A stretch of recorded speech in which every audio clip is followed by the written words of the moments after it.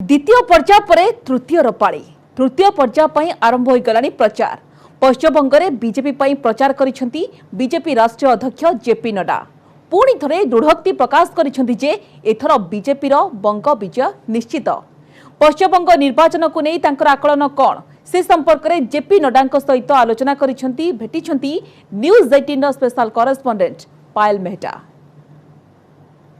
JP Nadda ji हमारे साथ हैं। जेपी नड्डा जी, जिस तरह का समर्थन आपको सड़कों पे दिख रहा है, क्या ये परिवर्तन की लहर नजर आ रही है आपको?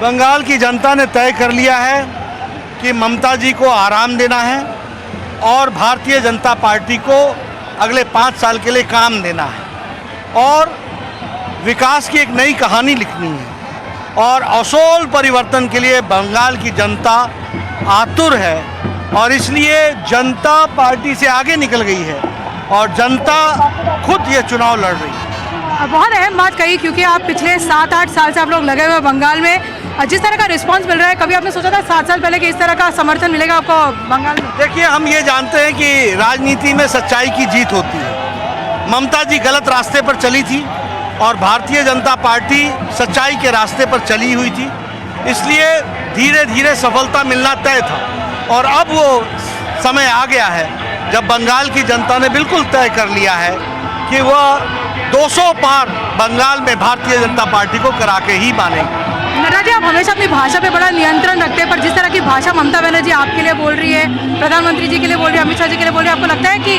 राजनीति का स्तर गिर रहा है? नहीं, उनके लिए स्तर गिरा ही हुआ था।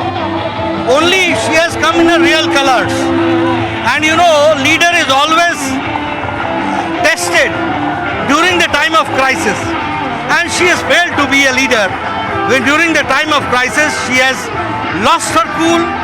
उन्होंने अपना सौम्यता, अपना सब्र खो दिया है, बौखलाहट उनके मुंह पर है और जिस तरीके के अलंकार और शब्द वो प्रधानमंत्री जी के लिए इस्तेमाल कर रही हैं, ये भारत के प्रजातंत्र के लिए एक बहुत ही दुखदायी विषय है और ये उनके बारे में रिफ्लेक्शन देता है। ये कहना कि बीजेपी गुंडों को लेके आ रही है यूपी और बिहार से, जब आपके सारे नेता यहाँ पे आ रहे हैं। देखिए, टीएमसी के गुंडागर्दी से तो बंगाल की जनता त्रस्त है, तो जब आप एक उंगली उठाती है तो 3 उंगलियां अपने तरफ भी आती हैं, तो असल गुंडागर्दी तो बंगाल में उन्होंने मचा रखी है। टोलाबाजी कौन कर रहा है? टोलाबाजी बिना गुंडागर्दी की चल रही है क्या? तुष्टीकरण कौन कर रहा है? कट मनी कौन ले रहा है?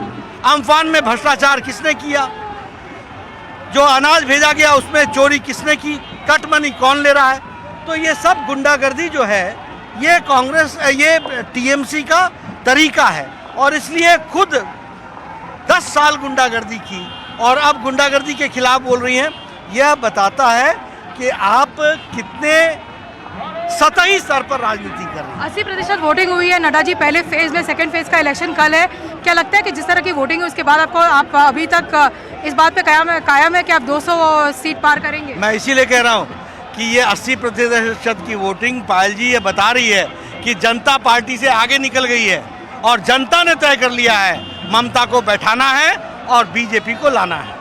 आप आज परशुराम में है, क्या कहना चाहेंगे यहाँ के लोगों को, क्या कहना चाहेंगे यहाँ के समाज को? मैं यही कहना चाहूँगा, देखिए, ये इलाका कभी भारतीय जनता पार्टी का नहीं था, लेकिन अब जिस तरीके से लोगों का उत्साह दिख रहा है, उन्होंने तय कर लिया है कि यहाँ से हमारे घोष साहब को, विमान घोष को चुनाव जिता करके भेजना है और विधानसभा में कमल खिलाना है।